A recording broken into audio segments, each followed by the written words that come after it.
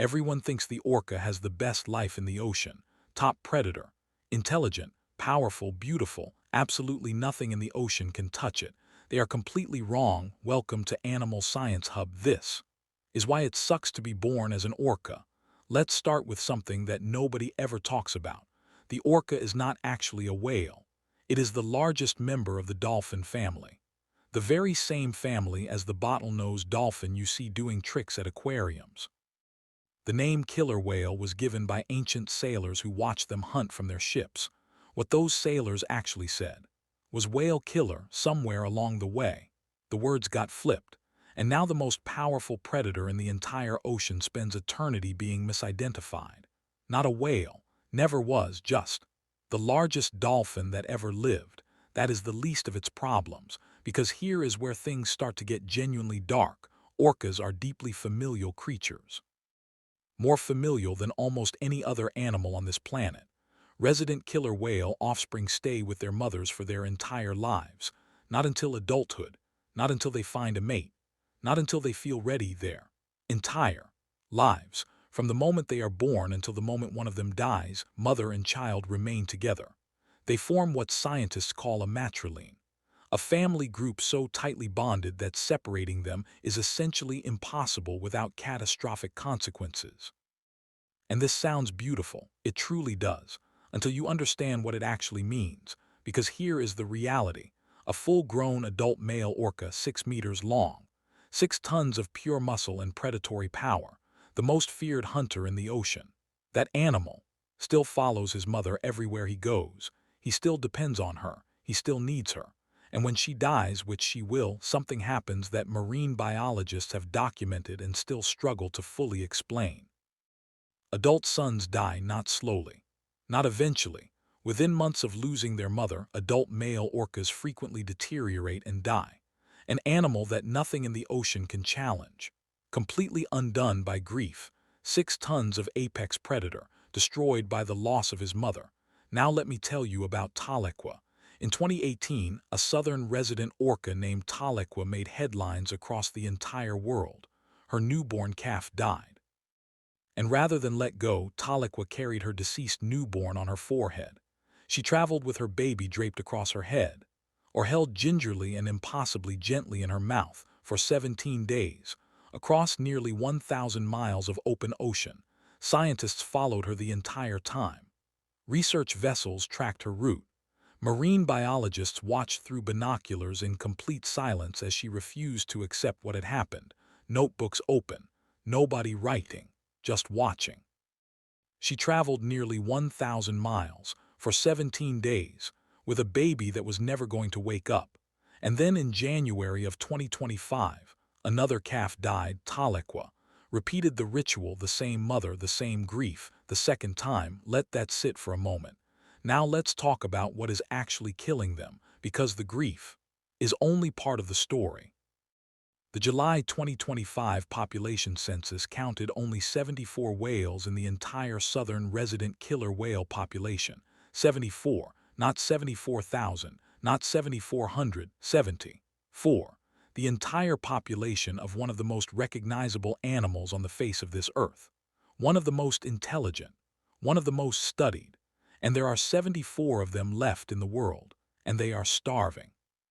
The southern resident orcas eat almost exclusively Chinook salmon. That is not a preference. That is a biological dependency built over thousands of years of evolution. As salmon populations collapsed from overfishing, from habitat destruction, from rising ocean temperatures, the orcas had nowhere to turn. They cannot simply switch to a different food source. They are not built that way. And so they starve. Mothers are now so malnourished during pregnancy that their bodies reabsorb their own fetuses. Let that sink in. A pregnant orca so starved that her own body consumes her unborn calf simply to keep her alive. Her body making a choice she never agreed to make. The calves that do survive birth are born into an ocean with almost nothing left in it. Their first meal might be their last. And the scientists who spent their careers learning how to save these animals watched their funding disappear in 2025. Grant after grant canceled, laboratory after laboratory shutting its doors. The people who knew exactly what needed to be done ran out of money to do it. Now let's talk about what captivity does to an orca. In the wild, an orca's dorsal fin stands perfectly straight and tall. It cuts through the water like a blade. It is one of the most recognizable silhouettes in the natural world. In captivity, almost every single orca develops what scientists call a collapsed dorsal fin. The fin folds over completely to one side. It droops. It sags. That magnificent blade becomes a limp fold of tissue hanging off the animal's back. This happens because in the wild an orca swims up to 160 kilometers every single day. 160 kilometers every single day. In captivity they swim in circles. In a concrete tank, that is to an orca what a bathtub would be to a human being. Imagine spending your entire life in a bathtub, swimming in circles, every single day, for decades. The fin collapses from the sheer endless repetition of going absolutely nowhere. SeaWorld called it normal. Scientists called it a sign of chronic stress and profoundly abnormal behavior. The orcas had no opinion. They just kept swimming in circles. Now here is the part that puts everything in a completely different light. Because while the southern residents are starving to extinction in the Pacific, orcas elsewhere are doing something that has never been documented in the entire history of marine biology. In one of the most dramatic documented events in recent years, orcas were filmed hunting an adult blue whale.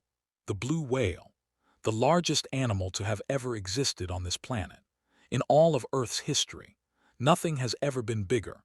The blue whale died within an hour, the first ever documented case of orca predating a blue whale. Scientists who have spent their entire careers studying these animals watched the footage and had to completely rewrite what they thought they knew. And then there are the boats. For the past several years, orcas in the Mediterranean have been deliberately ramming sailing vessels. Not accidentally, deliberately, repeatedly. In 2025, footage captured the moment a group of orcas rammed a sailing boat until it sank. The crew escaped. The boat did not. Scientists believe it might be play behavior. Behavior, an animal that can sink boats for entertainment. That hunted a blue whale for the first time in recorded history. That developed a brand new hunting strategy, never documented before, where 3 orcas coordinate to kidnap a humpback whale calf from directly underneath its mother. A strategy so sophisticated and so new that scientists had never seen anything like it. They are getting smarter and running out of time. The ocean's apex predator.